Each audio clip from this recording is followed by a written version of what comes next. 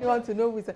Hello, excellent afternoon to all those who are watching me across the states in Nigeria. Yes, I want to say that the floor manager here, who is Eno, wanted to distract you, but they say it's a common African proverb that when two elephants fight in the forest, it is the grasses that suffers. And I think that this is exactly what is going on with us in Nigeria today. So in the Nigerian scenario, when the federal government and labor union disagree, you know, the masses are the receiving hand. And I feel that, you know, this is where the irony of this comes when both parties are claiming to fight for the masses. Again, I say welcome to another interesting episode of Real Talk Kike. I am a floor manager, and of course, all the technical directors behind cameras are saying thank you for tuning in today. My name remains Kike. It's important for us to just hear what on this day industry segment has for us before, you know, I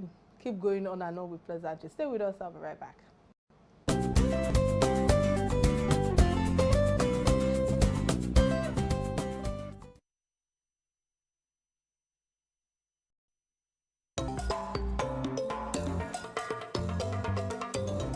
This day in 2014, the 13th Fulani Emir of Kano, Alhaji Ado Bayero, died in his palace at the age of 84 and was laid to rest by the graveside of his forefathers at Gidan Sarki, Nasarawa, as thousands of subjects turned out to pay their last respects.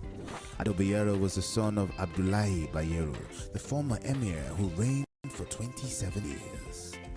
Ado ascended the throne on October 22, 1963, becoming the 13th Fulani Emir of Kano and the 56th ruler of the Kano Kingdom. He is one of the longest-serving emirs in the Emirates' history. He was a former Chancellor of the University of Nigeria and, until his death, the Chancellor of the University of Ibadan. On 19 January 2013, a failed assassination attempt left two of his sons injured and his driver and bodyguard dead, amongst others. The Emir's death that Friday morning forced the postponement of the Nigeria Professional Football League (NPFL) matches scheduled to hold in Kano the next day.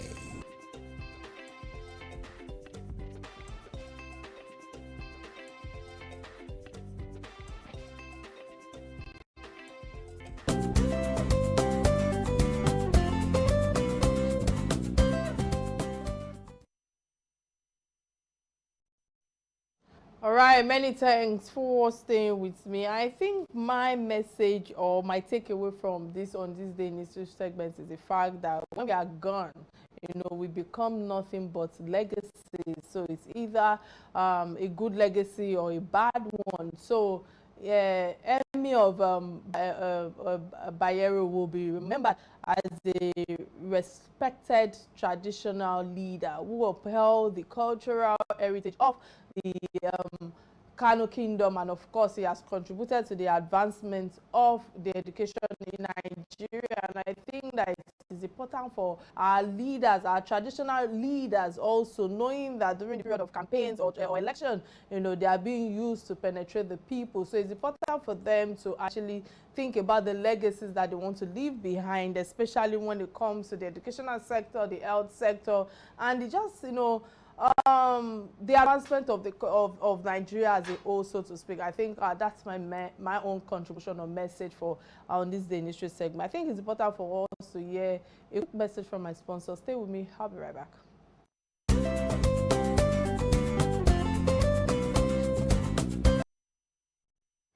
Already, thanks for staying with us. The Nigerian Labour Congress, NLC, and of course the Trade Union Congress, NUC, have suspended the planned national strike over fuel subsidy removal. And of course the Nigerian Labour Congress and the Trade Union Congress have agreed to suspend the planned nationwide strike scheduled to begin on Wednesday after hours of meeting with government representative led by Femi Gbajabiamila, Speaker of House Representative, that they agreed to suspend the strike after the government has said that it will review their demands. It is agreed that the federal government, the NUC and the NLC would establish a joint committee to review the proposal for any wage increase or award and establish a framework and timeline for implementation. And of course, on the live show today, I will be discussing or dissecting the issue and the controversy around the new pump price with my guests on the show, and of course we'll be having real talk around the arguments of the federal government and of course the labor unions in this case, and how best it fits or would address the plight of Nigerians. And I must say that before I usher in my guest, via virtual lines, I think it's better for us to check his profile, then the conversation will continue. Stay with me. I'll be right back.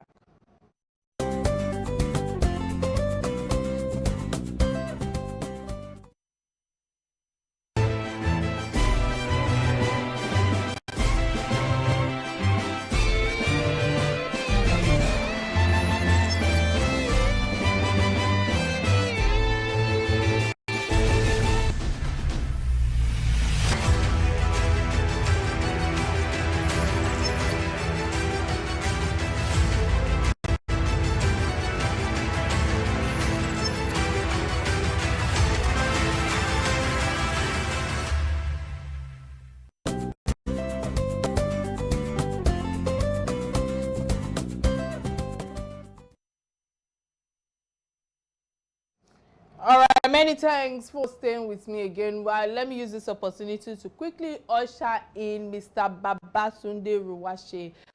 It's a pleasure to have you on the talk show today. Sir, how are you today? Let's start from there. And many thanks for joining in. I know that you were in before now. Thank you so much for honoring my invite. Yes, I'm fine. Can you hear me? I can hear you, sir. Is it possible you adjust and come closer to the camera? There's so much headroom. Yeah, I think it's much better now. It's much better now. So, sir, let's go straight to the topic at hand. Can you hear me first? Let me establish that. Yes, can you hear me? I can hear you loud and clear now, although I've not been Fantastic. But thanks again, sir, for joining me via virtual line. But quickly, on the hands of this government lies a critical decision which must be taken, whether hot or cold, and it will spell a lot in terms of how this economy is going to be navigated moving forward. In a simple response from your end, what's your own assessment of submission of various, parties, including the federal government and of course the LC and the TUC? You must have heard my submission earlier, giving people who are watching us for the first time some understanding or brief for what has been going on. How should the federal government have implemented the removal, with your own assessments? Thank you very much. Good afternoon. Unfortunately, I did not hear you until now, but I can imagine what we are talking about is the issue of the moment, the removal of subsidy by the federal government.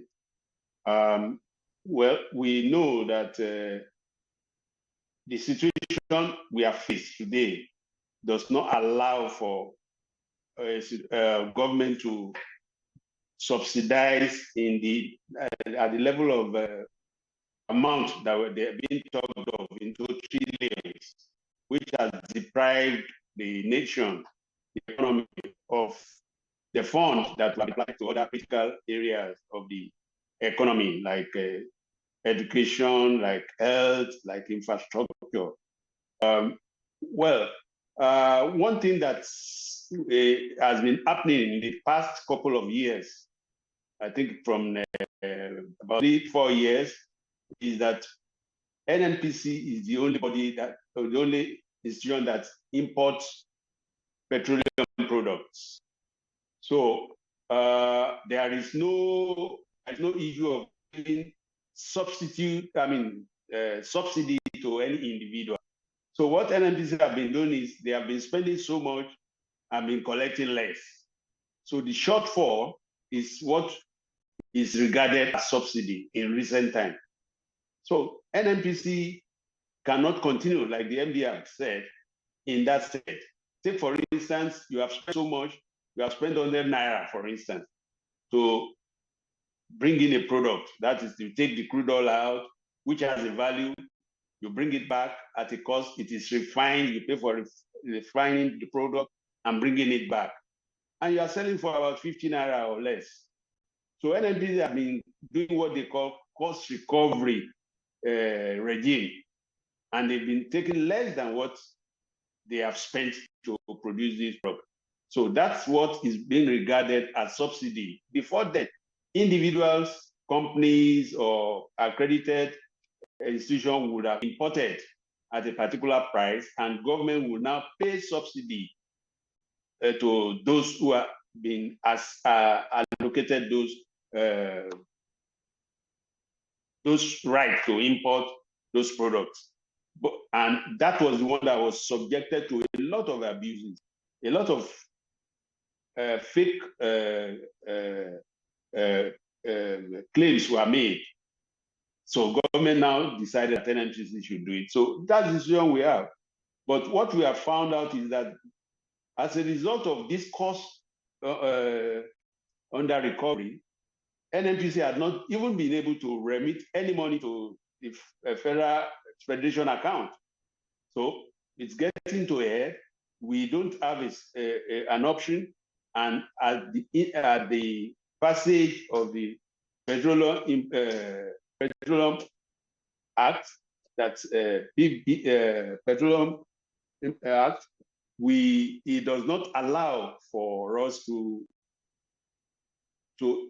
subsidize petroleum products. So you find that even the budget that was prepared I need to come in now quickly. First off, I will appreciate if you can kind of tilt your camera, the lap of your laptop closer so that there are no headrooms. Okay, I think it's much better now a little bit. But with all that you've shared thus far, objectively, looking at the fuel subsidy saga, other presidential candidates aside Tinubu, like Peter Obi, Sowore, Atiku, would have clearly done the same, However, many analysts have said that the announcement effect of the subsidy remark gave a negative impact, also knowing that he used the inauguration date to actually, effect such. What sort of palliative should the federal government now have made to cushion the effect of this subsidy removal? Well, if the removal, whatever money that is saved or that will be accrued from the removal will be available to government to put in, like they have said in the agreement that they have signed. They'll be looking at education, we'll be looking at health, and we are talking of CNG, that is conversion of vehicles to use compressed natural gas. But then, unfortunately, all this that we are talking of is not something that could be done in a jiffy. Like it's like having a bus tap. You have to do something. It takes some time. But government is only when this money is saved from not using it to subsidize that they could be applied. Even if we are going to buy buses, it has to be imported. I'm not aware that there are big companies in Nigeria that are assembly plants that can produce the number of buses that we are talking of. Anamco, I don't know how much they do. Innocent is there, but the sort of number of vehicles that we need is not there. So it's like we don't have a choice. We have to remove this subsidy, which government has done, and we believe in that in good faith, government would also be able to divert whatever savings that is gotten from there to other areas. Salaries would increase, cost of living will definitely go up in short term, but things will normalize as it goes on. So government will also, maybe at the end of the day, money will also be available to be distributed to the states, because in the past few years, in recent past, the NMPC has not been putting any money or nothing or very little or nothing into the federation account.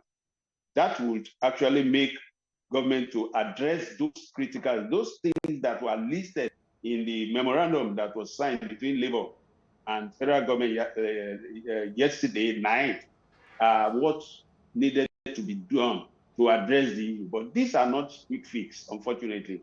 So we really need to, we are going to face a very tough period within a short time. when things will be stabilized. But we don't have a choice other than to remove the subsidy as it were now. If we don't remove the subsidy, like the NNPC has said, they are running out of cash, they are owing left, right, and center. So we don't have a choice. We have to, there is this little period that we have to bear this pain, and probably hopefully we'll get out of it. But then, one thing that I think the government will do is to now look at the books.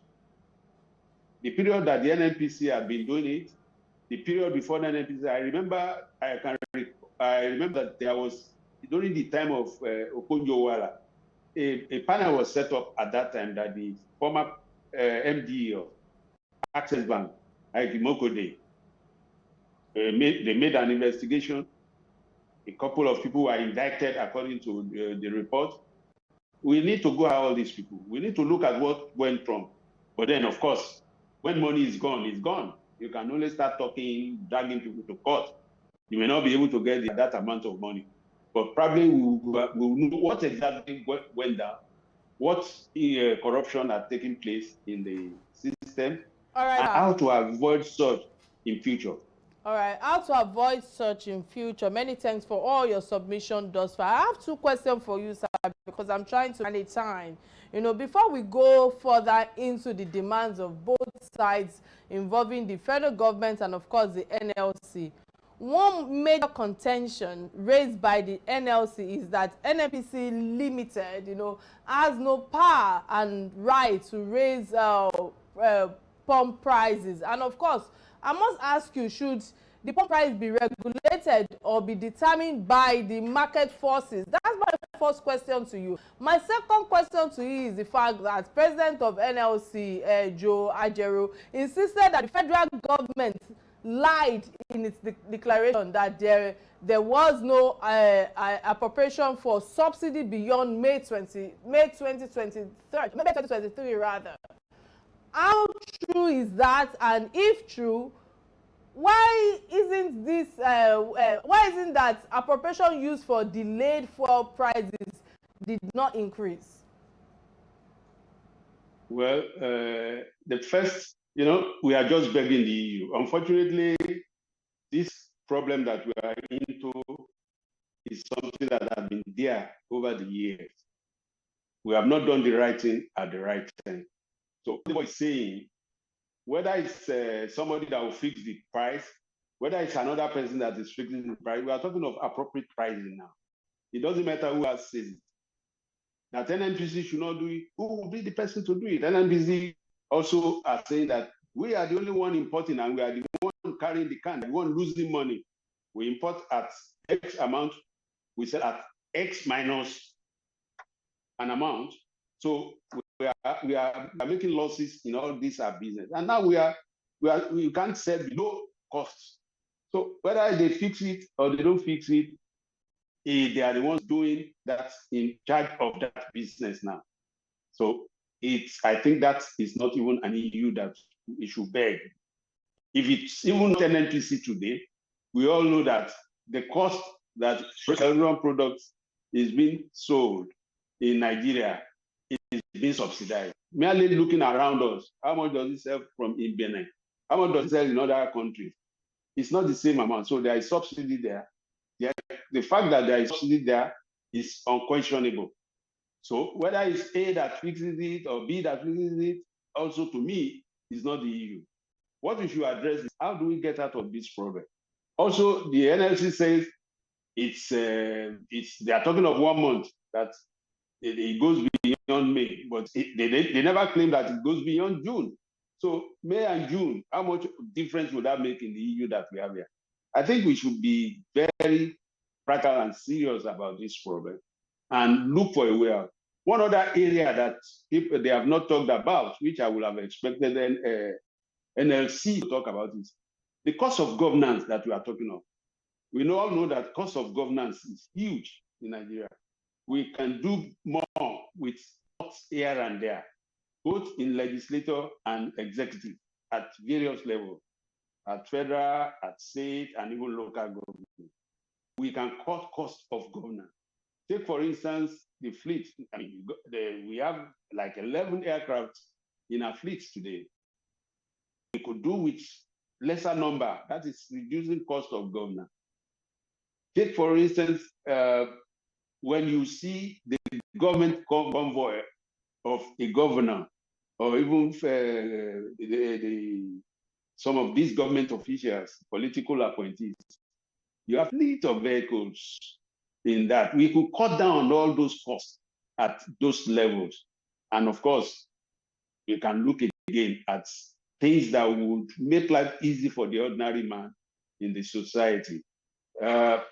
Salary increase, yes, it will come, but I mean, we all know that when salary is increased, on one hand, what you lose by on the other hand is even more than what you gain. So things that will address the need of the ordinary man, like I said, education, health, and to some extent, accommodation, transportation, whatever government can do in this regard that everybody will benefit, I think will make more impact than what we are talking about now. Whether it's in May, whether it's in June, I mean, the doomsday is there. If you don't remove it in May, you will now say, okay, there's appropriation up to June. And June, to me, doesn't make, do we have to wait till June and then we face this dilemma?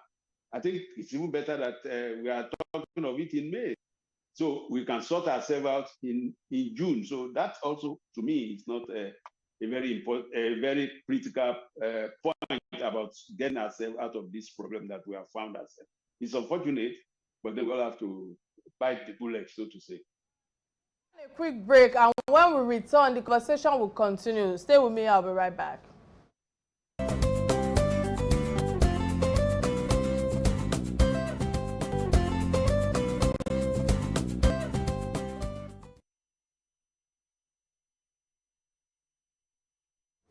All right, glad to know you're still with us. In case you just joined the show, today's conversation is about the current controversy of fuel subsidy removal announced by President Bola Ahmed Tinubu, and of course, unilateral price changes across the nation, which has been opposed by the National Labour Congress, and of course, part of the issue raised by the NLC president, such as the hardship on civilians, and of course, you know, the workers, the monopoly of Dangote refinery, minimum wage, which are currently undergoing series of discussion among the federal government, NLC, and of course the NUC and other stakeholders involved in this saga or this scenario that is going on in Nigeria. And of course, my guest, you know, has been Mr.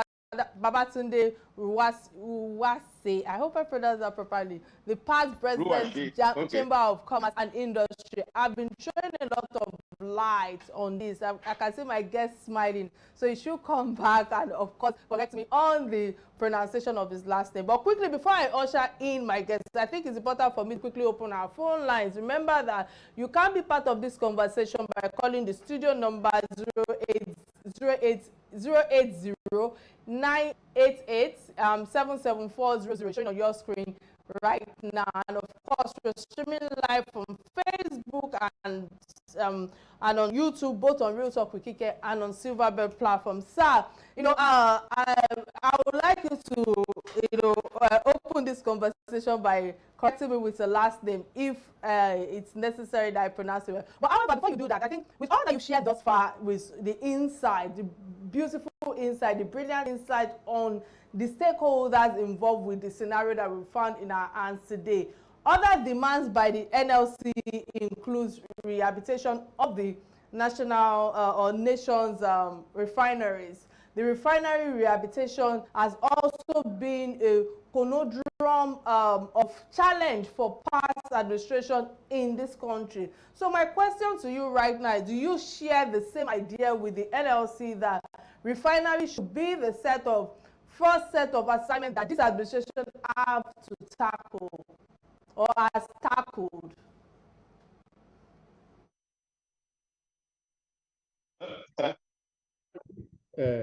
Hello? Am I Yeah, you loud and clear. Yes, sir. Go ahead, sir.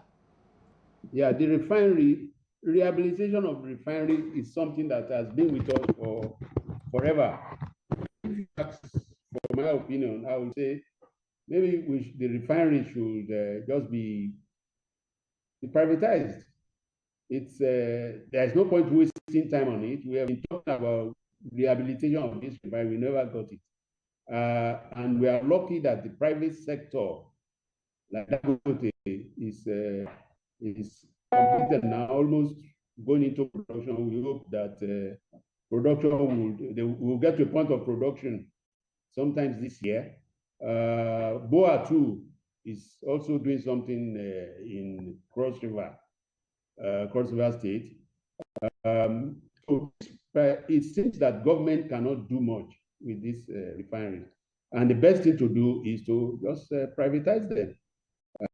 That's my opinion, because in all of this, you see, even the NNPC that are in charge of the refineries have the confidence of telling us how far they have gone with the refinery and when they're going to start, which means it's like what we had experienced over the years: turnaround, repairs, and at the end of the day, it takes us nowhere. So I think government should just look at it, privatize these refineries. Let people look at it and see. I mean, because I know if somebody wants to invest in those refineries, they will look at the value that it has, whether it's worth buying, whether it could take us to anywhere or not. But I don't have much faith and more confidence in the refinery repairs that we are talking of, because even the NNPC, who are in charge of the refinery and who are doing this refurbishment, have not been able to come with full confidence to tell us what is going down there. We only hear about a lot of money being allocated to the resuscitation of this refinery. So I don't have much confidence. We can only hope that people will be able to deliver. All right, many thanks for your submission there. Now that I understand where you stand regarding this indigenous private body handling our refinery demands, you know, but let's move away from that, because I'm trying to manage time now. You know, also the NLC and the NUC have also argued that the federal government can review multiple taxes on businesses as a remedy for subsidy removal. As the ex-director general of the LCCL, how far do you think this administration will be able to make maximum revenue generation through taxes if they were able to embark on it? Well, when we talk of taxes, I think you only tax profits and income. And very contract economy where people are not doing well, unless you are going to overtax the people, you are not likely to make much out of taxation. We are talking of an economy where the ordinary person, the business people, those of us in business, are already carrying a lot of burden. There are a lot of challenges. You look at power, you look at cost of buying forex if you have to import things. You have all these multiple, local government will come, the state government will push you. So the only thing we can do to taxation is probably to expand the scope, the number of people, the net, so that more people will pay taxes. But if businesses are not doing well, you are not likely to collect enough tax. If people are not earning money, you like I said, you tax profits, you tax income. You don't tax a man who is making losses unless you are extorting. If anything outside that is extortion, which is what businesses are all facing and is stunting their growth. That is not the sort of thing we want. If we talk of enabling environment, we are not looking at taxation of businesses. Tax should not be our option. We should look for a way of promoting, creating an enabling environment and promoting prosperity for businesses. When businesses thrive, then you can tax profits. When people earn good income, then you can tax their income. But when people are out of job, you can't tax a man who doesn't have a job. You can't tax a man who is not making profit. If you anything you get out of a man, it's extortion. It's not more of taxation, but extortion.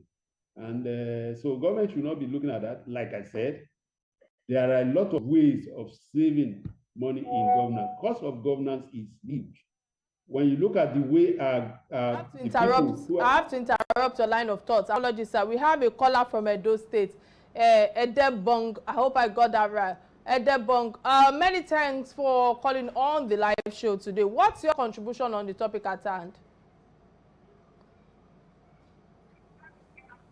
Are you there? Edebong, yeah. All right, thank you. Yeah, my contribution for the topic for today is that what is yes, I'm here, I'm still what a single person can build a refinery, then the whole Nigeria, who is the second largest in Africa in mineral resources, cannot build a refinery. All these are young children like me. People are just there, taking money, taking our money. There's no investigation. Nobody can treat somebody that steals money. This is also possible for me. To reduce their cost of living, they are using newspaper money, up of team money, also their comfort money. Most of this. All right, the network is a bit erratic. Apologies, I have to let you go. But I think that with the little he shared, is of the opinion that all of this is blackmail. If Dangote can build a refinery, what's more our government, what are they doing? Many thanks for your contribution on the topic at hand. Sir, let me come to you, sir. With all that have been shared thus far, with all your beautiful submission, your insights, I think this might be my last question to you on the show because of time. It is purported that when the Dangote refinery comes on board by the end of July, it will not drop prices, rather to balance out the global market prices. How should the layman on the streets understand this, despite we understanding that we are not exploited by the implementation of the refined products at foreign prices? What's your take on this, sir? Well, when Dangote comes on board, is operating in a what is buying is denominated in dollars. The money Dangote had used to build this refinery largely is in dollars. So it's going to make, it's not a Father Christmas, it's going to make its money back. So not much difference would happen with Dangote. The only advantage you will have is probably there will be some drop. Cost of taking crude oil out and bringing it back to Nigeria will be saved. And then another thing is that with Dangote, with production within our shores, jobs will be provided.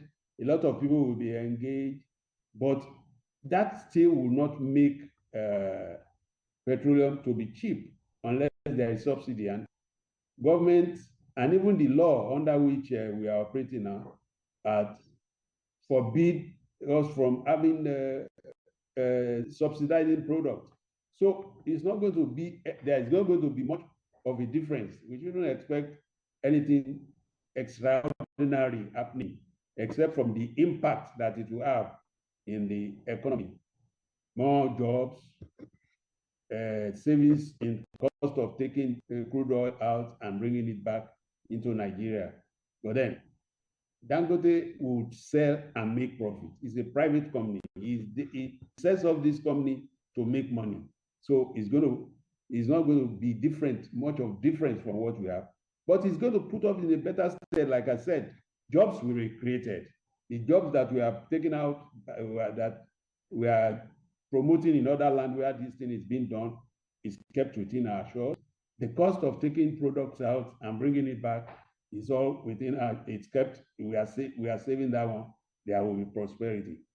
But then, that is going to come on. We pray that it comes on in June or July or whatever we are saying. Yeah, we have to wait and see. But all right. Many thanks for all your submission thus far, sir. The government refineries that are being refurbished or repaired it's a no-no. It's not likely that our fate will actually be served by those refineries, unfortunately. All right, many thanks again for all your insights, thus far, and we want to thank you for honoring our invite. But I'm not letting you go yet. We have the last segment of the show that we call Trending Stories. These are stories that bind us together as Nigerians. And my first trending story today is actually about actress Iyabo that slams Lagos State government over outrageous tax bill. Sir, before I come to you, I like the fact that we've touched on it slightly during the main conversation. But first off, I like being objective with my submission on happenings like this. I have carefully read Iyabo Ojo's post. I also show mutual concern with the bulk of tax bills, placed on our table. However, I also, understand that in subsequent issue like this, she was served 8.6 million naira in consumption taxes, which is an arrears from 2022 to 2023, while having 30 days to appeal.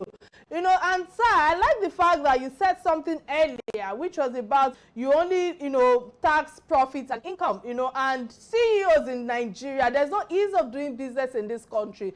Only CEOs in Nigeria understand the burden that is being placed on their shoulder, which was one of your statements earlier when it comes to taxes by the government. But I want to put that aside. First, I would urge her to, use the appeal option to see how she can get some tax relief. Second is that I'm also well aware that we operate a progressive tax system, here in this country, Nigeria, which is ascribed to pay as you earn. However, sometimes there are possible errors in the calculation of our tax dues and declaration of our incomes. Human errors occur many times, and it does even occur in advanced countries where revenue office pay people back or pay you back when they have overcharged you. So in cases like this, I will urge her to recheck our tax filings in commensuration with our consumptions and of course income. This can only be done by our tax consultants, and I like how you've emphasized on that, sir, earlier. Very vital also because it is indeed still outrageous for her to pay such amount of money, if you ask me, when it comes to consumption of taxes. So what exactly is she consuming is what I'm asking in pain right now, regardless of all that has been said thus far. She's not operating a factory or a chain of industries. I want people to educate me on this. So it is an eye-opener for each and every one of us. However, we look at it because it cuts across even utility bills that we pay and all. We should be curious enough to say that we want to know how much we consume, how much we pay to avoid this kind of messes. Also, I want to use this medium, I want to use this opportunity to urge Lagos State government under the administration of Governor Sanwo-Olu to kindly take the plight of masses in this regard with utmost priority to avoid situation of exploitation,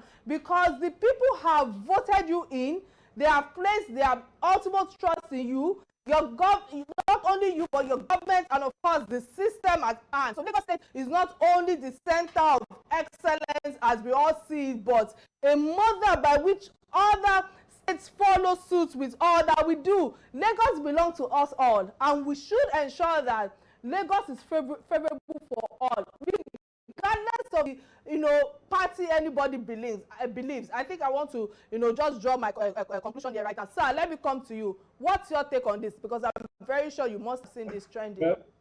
Well, I'm not familiar. I saw something on Iyabo Ojo this morning. I'm not familiar with the case because I didn't read it. If I knew this was going to come up, I would have read. But then, one thing that is clear is that taxes are based on law. Every tax that we pay, there is a law governing it. So you have mentioned consumption.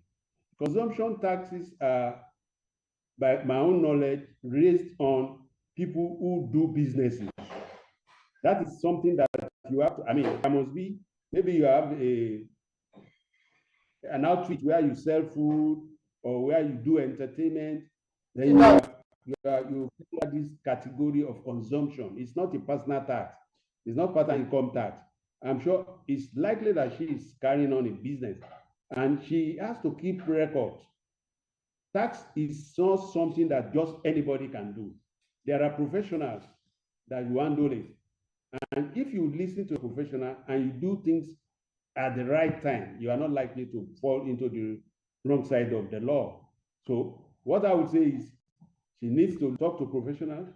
The tax issues are statute based. There are laws that govern every tax procedure. But where you don't have anything, it's not out of place that the taxman will call and put something we call best of judgment on you. Because if you cannot produce your record, if you don't keep proper records, if you don't remit taxes as at when due, the taxman will give you best of judgment. So what you need to do is to talk to a professional.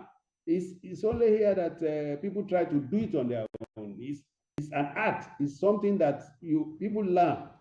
If you consult a professional. All right, many thanks for your submission, sir. Thank you so much, sir. Yeah. But she has a tax consultant already, and she runs series of businesses where our store has been, charged with all these bills. Anyway, moving away from that, the second trending story that we will quickly touch on because of time is Governor Abdurrahim Abdurrazak of Kwara State directive of 3 work days per week.